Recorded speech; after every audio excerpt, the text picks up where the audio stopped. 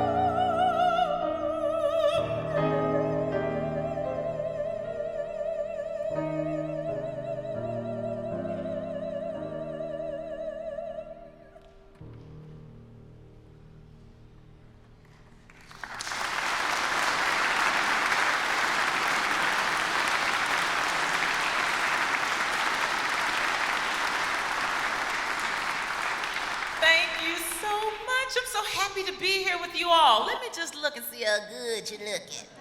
Yes. Everybody's feeling good today? That's good. I love this particular concert that Kelleen, this is my accompanist, Miss Kelleen Strutz. Let's hear it for her now. She's so fabulous. She just had a baby 6 months ago, and she's even smaller than she was when she started. I hate her. But she is a wonderful talent, and I am so happy to have her with me today. The concert that we have programmed for you all is one where I really enjoy performing because a lot of the music is straight from the heart. It's from where I was brought up Baptist, okay? And a lot of the songs just speak near and dear to my heart. So I hope that I sing something that you know that you'll like and some new things that I hope you'll learn to like. The next piece I will sing is O Divine Redeemer. It's been switched in your programs. So thank you so much.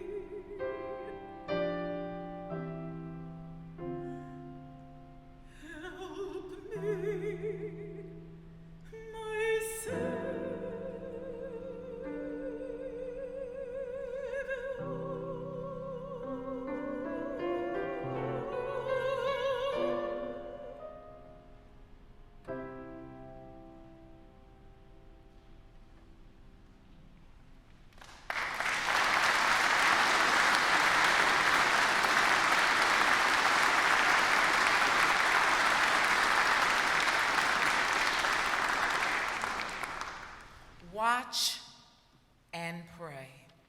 The first two arias I sang were sacred arias, and one being, of course, our beloved Lord's Prayer. And then the last was one begging, pleading with God to overlook my sins and help me to become a better person, a better citizen of the world, so that I can become a citizen in heaven. The next two songs, let me just talk about the first one. It's from the opera Tosca. How many of you are opera lovers in here? Can I see some hands? I can't see that high. Come on, let me see some hands. Oh, just a few of you. Well, I'm going to have a little fun.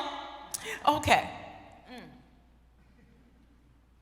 Well, sugars, Miss Tosca is an opera diva like myself, and she is in love with Cavaradossi, okay? He's a freedom finder painter on the side. He paints murals and things in church. Well, there's this man in town named Scarpia that likes Tosca, that's digging on Tosca, that wants to take up some of Tosca's time, if you want to know what I'm saying. And Cavaradossi has helped his good friend escape from prison. So the policeman in town, Scarpia, has Cavaradossi come down to the office while Tosca is doing a concert. While he is at Scarpia's office, he tortures him. And he also calls Tosca to the office at the same time, where she can hear him being tortured. Now, the whole opera is about how good she is, how she brings flowers to the Madonna. She gives her life and her voice to the heavens. But she's wondering why God is repaying her. She's so good in her own works that she can't understand why God would allow her man to go through all of this and for such a despicable offer to be made unto her, to have to do something with this gentleman she does not like, and in order to save her man. So this aria I will sing for you now is entitled Visi d'arte, and she wants peace. She was questioning God in this aria, and she later on has to do the unthinkable by actually killing Scarpia and stabbing him to death. Amen. Visi d'arte. Visi d'arte.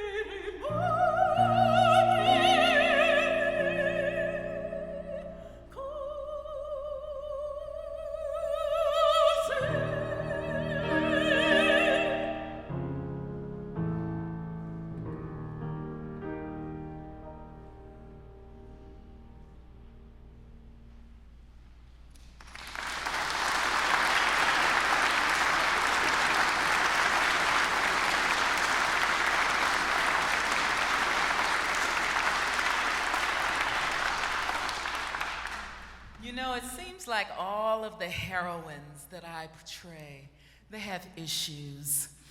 They're not happy ladies all the time, and they are always praying, weeping and gnashing of teeth, which brings me to my next girl.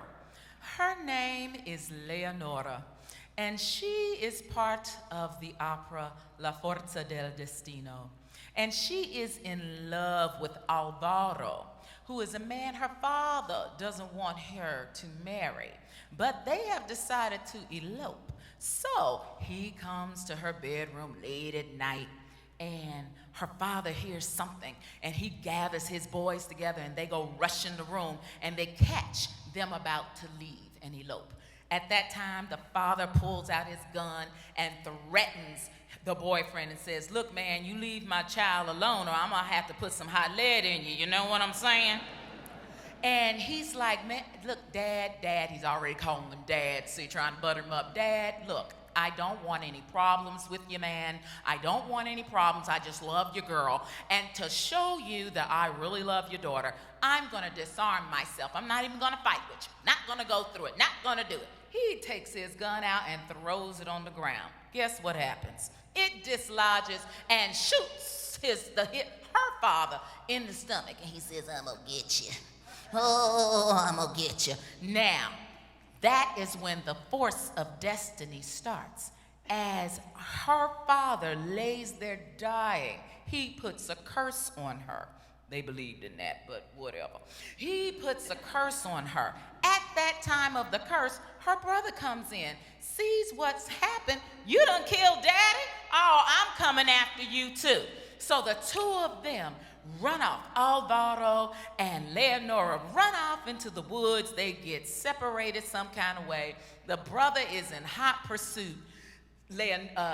Alvaro ends up going off to the Foreign Legion and becoming some kind of officer where he meets up with Leonora's brother, and they become good friends, okay? So that's that side of the story. Leonora gets lost in the woods, and she's already cross-dressing and trying to dress like a man and trying to make sure nobody knows who she is, and she ends up at a monastery where she takes a vow. Okay, and it's a mess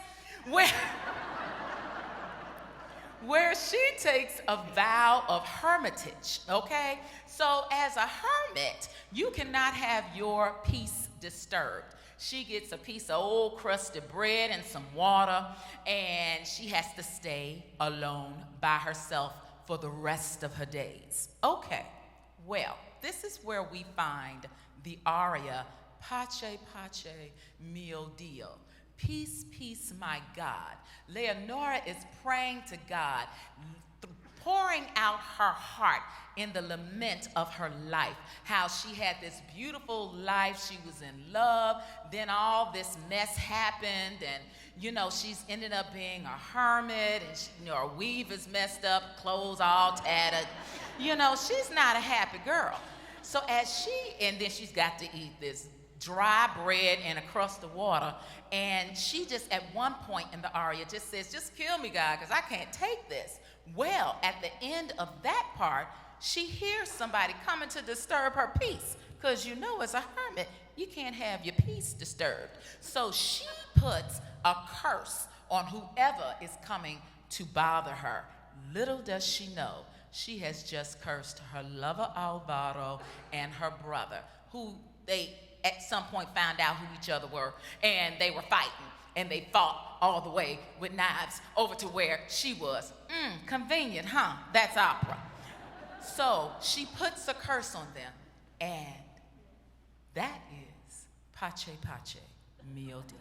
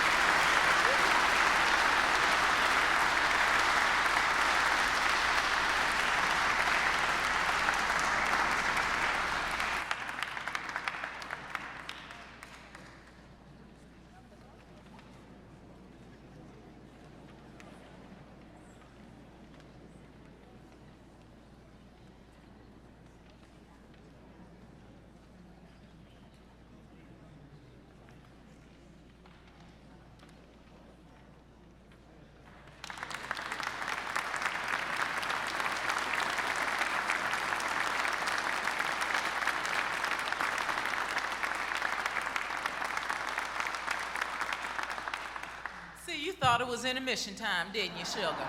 I'm sorry, I should have said that I'll take a little piccolo pausa just to kind of dab the dew and get a little apple juice. Oil up the chords. So, now that I've done all of my opera stuff, I have one more opera I would like to sing 3 short prayers from. And it's from the opera Margaret, Garner, that was written by Richard Daniel Poor with the librettist Toni Morrison. And it's the story of Margaret Garner, who was a slave woman in 1856, escaped with her family across the frozen Ohio River to Cincinnati, only to be recaptured. And at that time, she had a decision to make. She decided to kill her children rather than to see them go back into the cruel institution of slavery.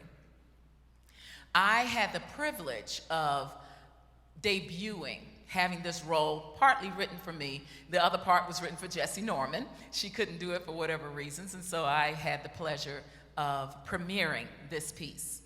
The first aria prayer is over the evening meal. Scylla, the matriarch of the family, takes care of Margaret and her son, and she's calling them in from the fields after a long, hot day to have a good, hot meal, the evening prayer. The second prayer that I will sing is one where the second half opens up and you see Scylla rushing around the cabin packing.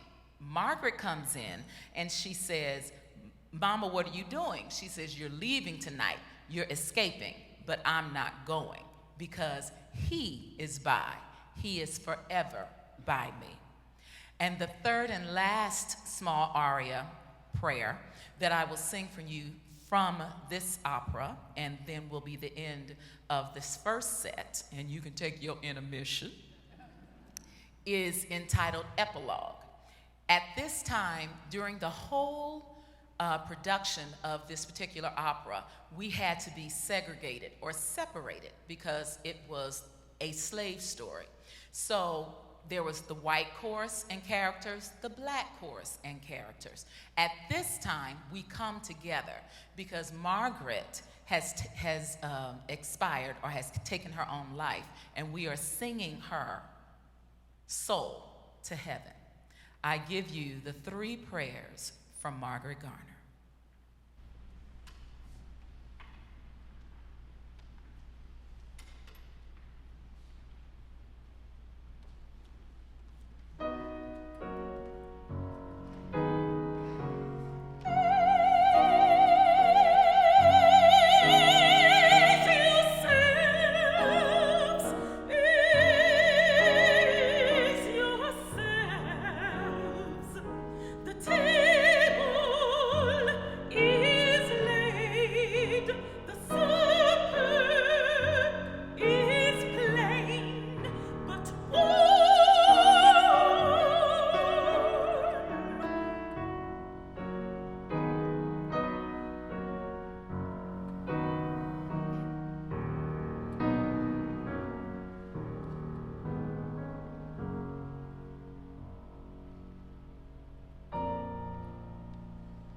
Dear Lord in heaven,